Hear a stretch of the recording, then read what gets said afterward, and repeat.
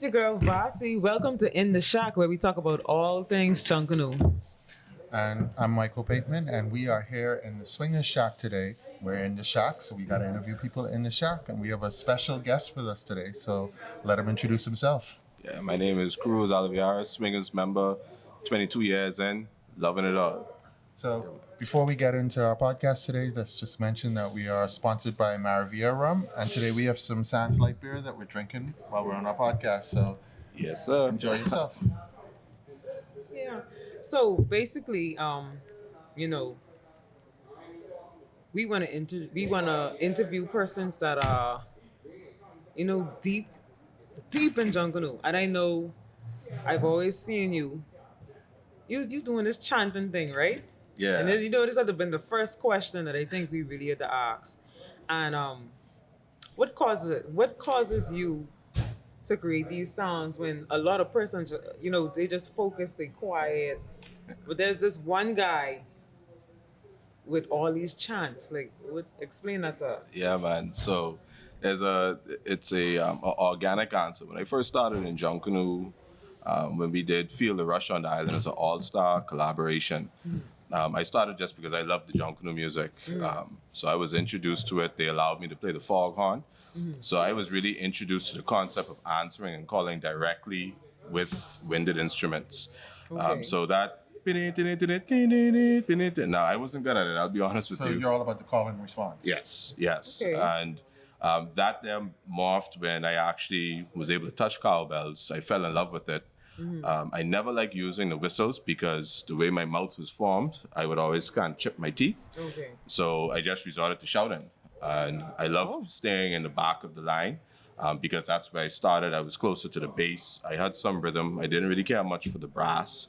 Not to condescend, but I really, really just love that raw root of Junkanoo music. So I always look to recreate that in every element. And of course, you have your little down times when you're rushing for like 45 minutes to an hour. Right. So I always feel the music to the point that I like to sing, I like to dance. I do send myself in the form of a trance. For me, Junkanoo is really more ancestral as opposed to just cultural and heritage-wise here.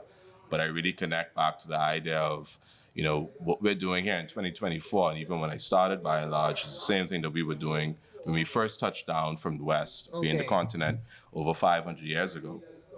There have been many stories about some of our senior members, even before I started Russia, when they would do exposés in the U.S. Right. People from Africa would come to them and say, hey, that's the music from my tribe. So that ideal actually stuck with me. And it's a warrior class music. And I liken it to the fact that we are the evolution of what those warriors would look like now as far as ancestrally. So for me, when I chant and I sing, though it may be rhythms and melodies that are familiar to us from Bahamian songs, but there are other things I also chant, which are things that are more Ifa originated, which is like a West African, but it's a West African tradition. So I'm chanting different names of various ancestors that actually came from Oyo and also Hold on. Apakasu. So you saying something? I actually say these are various things that I'm saying. So, like for instance, a common term that I would use is all over the pullover, which is our original shack that we used to have in the bonded area. Okay. We call it the pullover. So I would say we're at the pullover. We're at the pullover. This guy got his own The prime. pullover, and Right. we also, because we were involved with Junior Junkanoo, when I first started, some of the guys who were instrumental in helping me get my craft together on what we would call our Junkanoo pride, they would also be, don't give me no water, don't give me no water. I hear that one. So when they would say that, and I would say, well, just give me that ripple, the triple ripple, meaning like a triple shot of whatever rum, you know what I mean? So every time I chant, sometimes I even say my son's name, because when I first really started to connect to the concept of Oyo, which is what we would call Oyo Tonji, or Oyo, the city of West Africa, Nigeria, which is where the actual drum rhythm comes from, which is the deity of Shango, who was a great king out of Nigeria. I would always say Ilesio because I connected to the Shango energy when I had the first son. That's his son. So I would say Ilesio, just to send him some energy, Right. So yeah, if man. you listen to our first podcast, and if you haven't, you should go back and listen to Right. our first one. Yeah, man. We talked about the origins of Junkanoo, and I said that the roots was Ghana, but other parts of Africa, once those enslaved people came here, they brought other aspects of Junkanoo with them. Naturally. And so here you hear about a little bit of Nigeria being Right. added in. So it Yeah. just shows that while we say the roots are Ghana, Junkanoo is African. Naturally, Right. naturally. But I'm so excited because you know, a few times I heard him. I wasn't sure where it was coming from actually. And I said, anyway, I gotta go to the back. Like I was saying in the first podcast, like you said, go back and watch it. The back line. You know, you want to stand in the front and you watching everybody, but it's for me when you get to the back line. That's to me that's That, the you music. know? That's the heartbeat, man. Right. You stand there and you say that. Dum, dum. Right, The right, shango right. beat. Yes, Yeah, yes. It's a different type of feeling. So to hear someone from the back line, I mean, you said you did the foghorns and now you want the bellas, and so to hear someone explain exactly why they do what they do, because we and Peyton were talking about, this certain type of spirit that people have in Junkanoo, and some people don't even know what it is, but we just be so serious. But to hear someone actually come and say, okay, that's why I do what I do. That's astounding, especially for men. I think, like I said before, it seems to be therapeutic for a lot of men to be involved in Junkanoo, to have some sort of release. Yeah, man. Yeah, man. But if like he was saying just now, that sequence of rhythm, dum dum, dum dum, dum Right. dum. That if you think about it, that's actually a heartbeat. Right. That's the same rhythm that your heartbeat is on. That's how come no matter what culture, ethnicity you're from, if Junkanoo is around people for a period of time, as a rhythm playing, most people tend to pick that same sway up, Right. and you will find them moving within that sway. Now the bells are, most of the traditional percussion instruments, the rotors and the saws and so on. These are things that African descendants who are in the diaspora would have added to it, whether it be the Bahamas, Trinidad, Brazil, or wherever it is that they're from. You would find it's that same chugga chugga chugga chugga chugga chugga chugga. But that sequence of rhythm is actually more indigenous to the matriarchal side of Junkanoo that I've learned to this point. And that really more represents the central nervous system, Right. which is, that thing that connects you to it. When you tie that into the creative element, the masquerade, but masquerade is really ancestral. So you have the male presence, female presence of what creation is. This is what the Africans translated as, and all of their traditional experiences and exposes. And when we add our element of the so-called cultural heritage, if you think about it, we're taking not just the rhythm, but even the craft of it. We're taking a concept from our mind, we're turning it into a three-dimensional existence. And the whole idea of Junkanoo, even though it may be very, very mundane to the layman, they don't actually realize what they're waking up in it. So for somebody to just get up there and shake, shake, shake, shake, shake, if you think that's his natural movements. For somebody to just hit that rhythm consistently, even if he adds certain rudiments into it, what actually he's doing is he's replicating his blood flow. And this is what the indigenous scientists who are actually PhDs out of West Africa, who went into the various aspects of their traditions, Right. have described what some of the music making is. And there's no such things as coincidences, right? Energies intentionally interoperate together. So if you look at the Bahamas, they're one of the only countries that still have a pre-dawn festival, traditionally. Even though in some of our islands, for commerce reasons, we do it at 6 p.m. Right.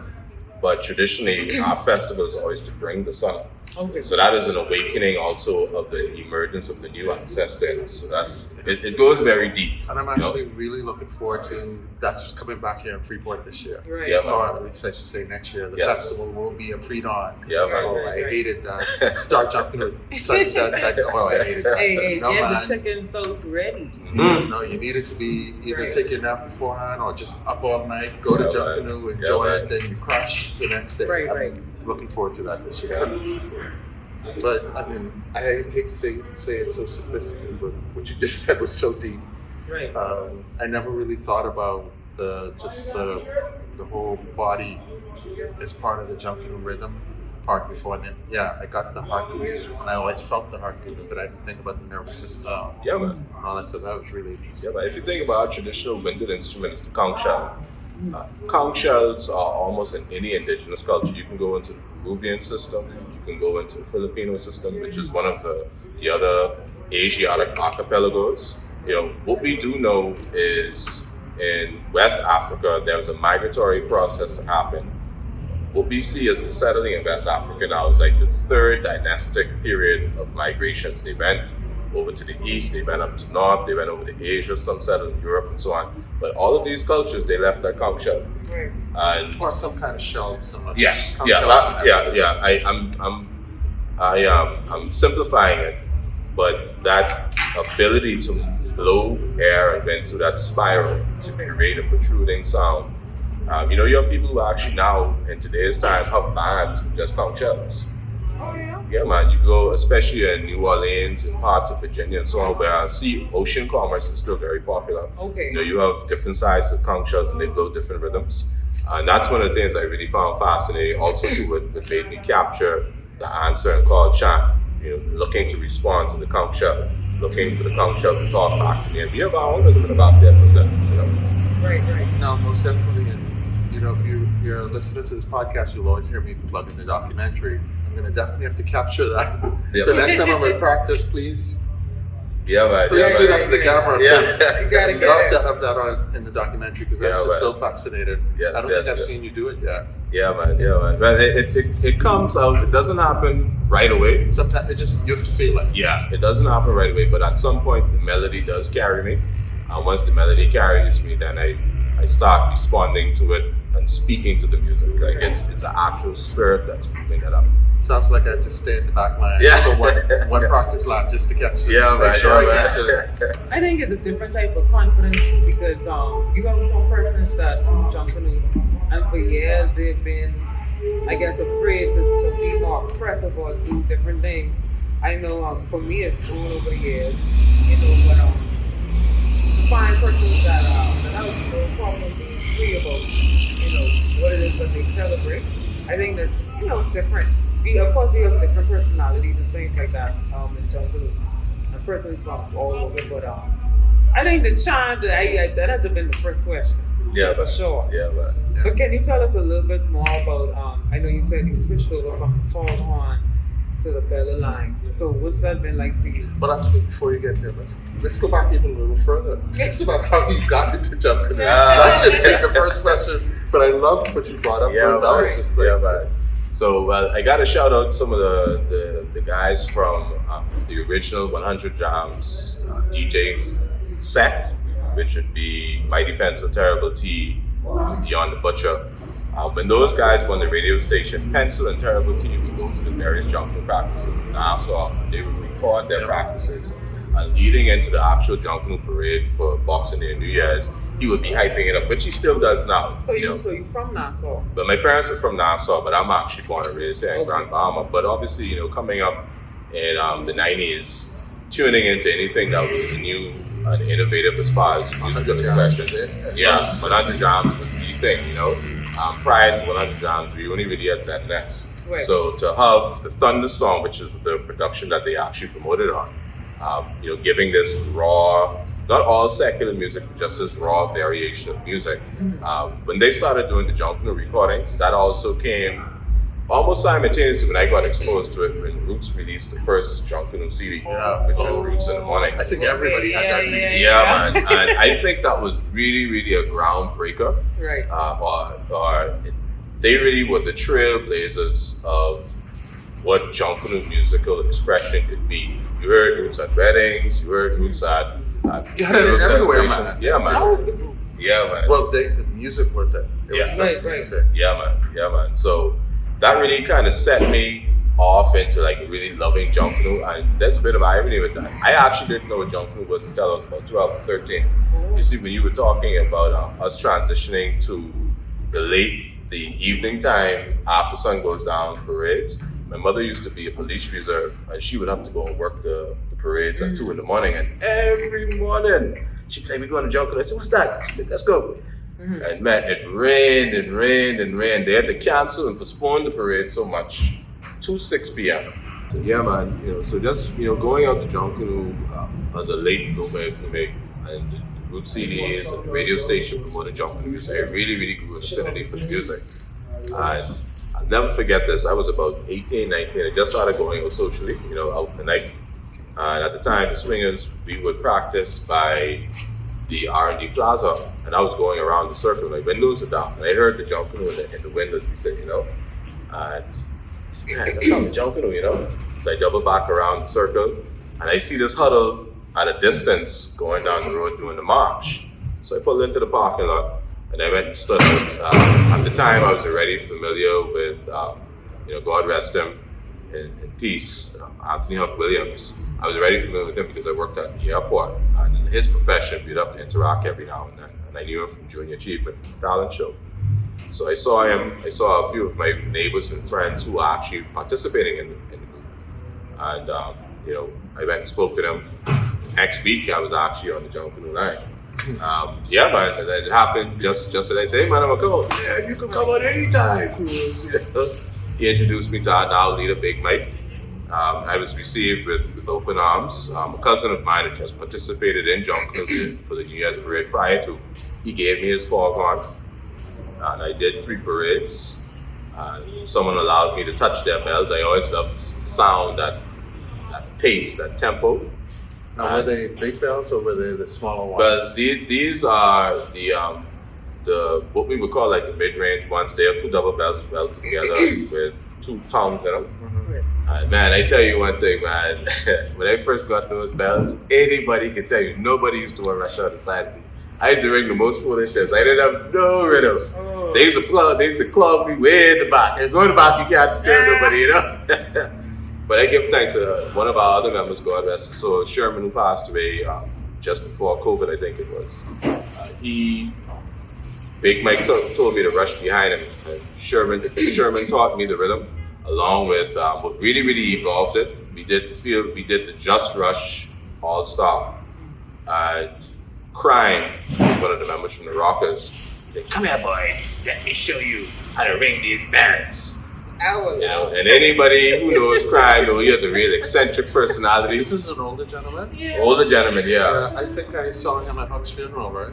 Yeah. He was standing on the side, just like a different ring. Yeah, man. I have a great video of that. Man. So those are the 2 people I think were really instrumental in helping me to evolve it. And Huck gave me a lot of opportunities because anything that was happening for swinger representation at the hotels, jumping shows, and so on.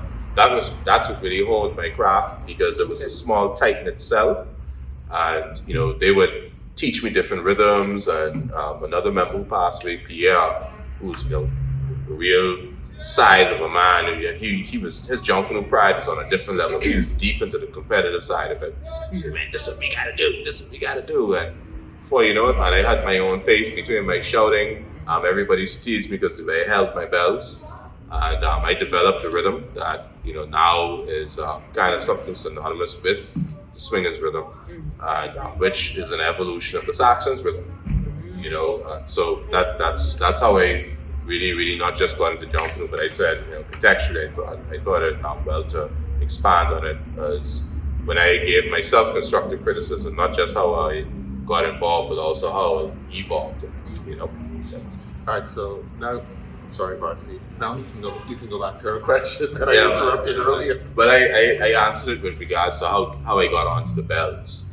And then eventually, I started progressing in the cowbell rhythm, if you may. I always still like holding the sidelines down closer to the back, again, because of my foregone experiences. And yeah, man, that's how I got my placement. And, I've been a consistent fixture in Junkanoo since that. I've only missed 3 parades in the last 20 plus years. One of them was because I was incapacitated because of an accident. Another one because I really just could not make that particular parade. And when Anthony Huck Williams passed away, I know true to form, most of the people really wanted to come out and show out in Junkanoo fashion for him. But he and I really had developed a friendship over the years, and I consider him a mentor. So I actually took that year as a sabbatical to say I'm going to sit back and Junkanoo and just really mourn my friend. And I said this year I'm back full effect. Right. You know what I mean? Yeah. Back to chanting. Oh yeah, can't stop chanting. You know what I mean? Right. So what type of bella would you consider yourself? Are you a king bella, side bella, runner? What type of bella No man, as the soldier man, as the wizard, I in the back where the drums is, the jungle, you know. Chanting away. Yeah man. So I am what it's considered the side bella. So in Junkanoo you have the king bellas, which are only a designated amount per group. So these are your senior bellas, your big bellas as we would call them. These are the people who actually dictate also policy in the bella line. Okay. So that's the reason why there's only a certain amount of them. Behind them, which was an area that I did participate in before, which is what would be called the step down bellas. So these would be the people who are directly supporting them. So this would be like your right hands. You think about like knighthood and so on. Okay. But along the side, these are the people who would pretty much lock the group into the rhythm. To music. Yeah. So I like to be in that raw music. Okay. You know, so I want to be smacked in between one rhythm skin or tom tom. One bass where I can actually hear the fog on either row behind me or row ahead. Okay. Because you know anybody who's participated in Junkanoo knows once you get 2 rows in, anything ahead or behind that you really can't hear because the music is so loud. You know. Are you hearing the brass? Never. Never. I can't tell you a song that the brass. Because I always wonder, like, you know what I mean? I always be in the back listening. I'm like, oh, And I be jealous about because I see all these good music that people talk about. I see the recordings thing. Right. I want to dance to them too. No, but But- I said the back line, when, you know, To me, that's Junkanoo music. when the brass pops, Yes, yes. I love the brass with all my heart, every group. But when the brass go, like I say, I love yours. That's where, Yeah, man. that's yeah, where man. the real Junkanoo is standing on the side. Yeah, man. So we only hear the brass in the back and the in between bass patterns. Right. So when you hear them shut the bass off and they go doom, doom, doom, doom, doom. And then you only hear bells and rhythm skin, we hear the brass then. Or on the privileged occasion when the sousaphone turn around and do the Okay. doom, boom, doom, boom, boom, they all that's hype us up, you know what I mean? But anything past those first 2 lines of bells, very seldom you really hear the brass. I don't care how many brass you have because they're pointing forward. Right. So physics actually steps in because the music is actually going in a Right. different direction. So, Go ahead, Roxy. yeah, your eardrums. Your eardrums. No, actually, you know, I don't know. I've seen a bunch of old timers who've been a part of Junkanoo. I think one of the oldest members who I know personally is Doc, who's been shaking bells for years on the sax since 9. When I speak to him, he doesn't seem to have any hearing issues, so I'm optimistic that I should be okay. Mind you, the technology today, when I'm recording the back line, I get a notification. Too loud. Yeah. Your ears are in trouble. But so, the point of this podcast is also to educate people. So I think you started to tell a story about the different sections of the bells and you stopped. So you mentioned the king bellas, Yes. the step down bellas. Yes. What comes next? And king bellas would normally either occupy 1 to 2 lines immediately after the brass. The step down bellas would be 1 line usually just behind them, and then they would also be the first bella that picks up the first rhythm drum or the tom tom. Now sometimes you have enough bellas to where they would see it advantageous to either put a step down bella behind, which would be 2 rows of step downs, and they will even start maybe 2 of them in the front of the king bellas as support music. Because if you have a large group, so you find a lot like a valley line every now and then they experiment with that. One family I've seen done it once or twice, but then they reverted back to what we also do as lineup. So you'll have a line of king bellas, a line of step downs, a step down picking up the first rhythm skin, and everybody else behind that would usually be what would be considered the sideline bellas. And then you'll also have, ideally if you have enough bellas, you'll have a sideline bella also locking off the back of them, maybe 2 or 3 of them. And that's what we call the perfect element, because if you can get it done correctly, if you can really get it done correctly, you're able to transmit that same message of rhythm and melody straight around the entire group. Okay. And that's when you have what we would call in Junkanoo that perfect train. Music. Yeah.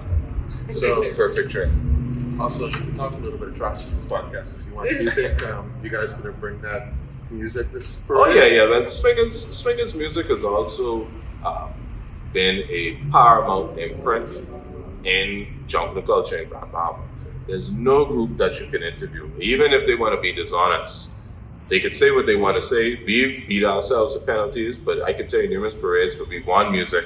I, may have come third and behind in the actual parade. And penalties are the ones that cost that. So Swingers is a distinct music. Classic dancers, when they had their major ride, some years back when they won multiple parades back to back. Classic dances comes out of the bosom of swingers because the founder of classic dances, whose motorboat was also one of the founders of the Swingers Junkanoo Group, right? And many groups have attempted to replicate what the swingers have been able to do with music, but unfortunately, for whatever reason or the other, they just can't put their finger on it. Commentators, I've even heard when you watch the Junkanoo Parade, a day or two later when you watch the rebroadcast, they would even say, like if we come up flat on our first lap, wow, that music that we used to from swingers, we didn't get. And then they'll say on the second lap, wow, the swingers came through with the music that we know. People know our music from a distance. Right. To the point that even other groups, whether they win or lose, in whatever category or generally for the parade, they will come and they will always have to give the respect that, yo man, y'all got some solid music. Now they may stab at you with your costume, your banner, and your overall performance as a group. But they never could say anything about our music unless we didn't produce our music properly. Where our music may have come out flat, or like how you mentioned, locking the group, or locking the music, we didn't lock the music properly. And they can tell you, hey man, y'all didn't lock the music. But everybody knows, no matter what group they're from, they're gonna stand on the side of that sideline and they're gonna jam. They could jam with us because they know raw music coming out of the swingers shop. Look forward to seeing you out on the parade. Yeah, man. And especially the chanting bit. Yeah, man, definitely. So we have a tradition here on our podcast Yeah, where all of our guests, you have to take a shot of Maravilla rum, as they are our sponsors. So for those who are interested in the rum, it is sold in the Bahamas Maritime Museum here in Freeport. Yes. And in Nassau, you can get it at John Watkins. Of course, you're going to have to pass your shot glass down. Okay. Well, the fact that we're talking about something ancestrally, talking about Junkanoo, if y'all will allow me to, I'll do it in true Ifa fashion. Oh, perfect, because the other part of our tradition is we're going to start making our guests do all the toasts too. All right. So libations is a big thing in West African tradition, and I'll speak in the Yoruba phonic tongue. We give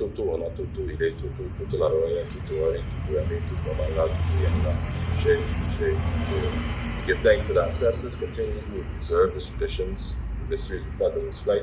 We give thanks for this podcast, for the spirit of Junkanoo and the heritage of the name and people live on. Cheyo.